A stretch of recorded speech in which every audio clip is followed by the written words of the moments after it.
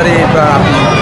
Jadi antara Nagasaka dengan Sweta itu secara spontanitas sudah terjadi dari zaman leluhur kita dari ratusan tahun yang lalu. Tujuannya seperti itu. Terjadinya pun spontanitas.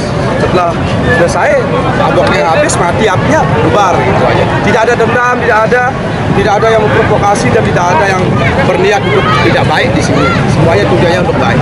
Gitu aja. Ini sudah berlangsung berapa lama sih Pak? Sudah ratusan tahun, kita nggak tahu ini dari zaman kerajaan. Ya, sudah ratusan tahun. Jadi kita tidak tahu ya, tahun berapa mulai kita tidak tahu. Tujuannya ya seperti itu, menghilangkan wabah penyakit. Saja. Mudah-mudahan COVID ini bisa hilang ya. Harapannya Pak ya? Ya itu harapan kami pasti. COVID hilang kan kita semua aman, kita semua senang, nyaman dengan teman-teman. Kita kampung lagi kan. Ya itu mudah-mudahan hilang ya.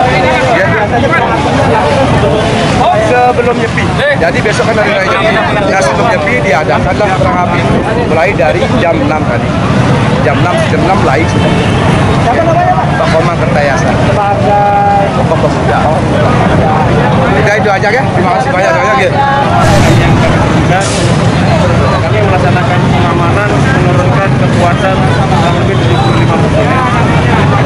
Antisipasi jangan sampai terjadi rusuh dan sebagainya. Ya, alhamdulillah nanti kita lihat lumayan sportif setelah kegiatan bubar.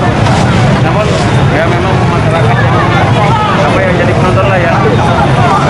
Yang sedikit mengkhawatirkan tadi karena memang banyak penonton. Alhamdulillah masih bisa dikendalikan. ada korban nggak Bang?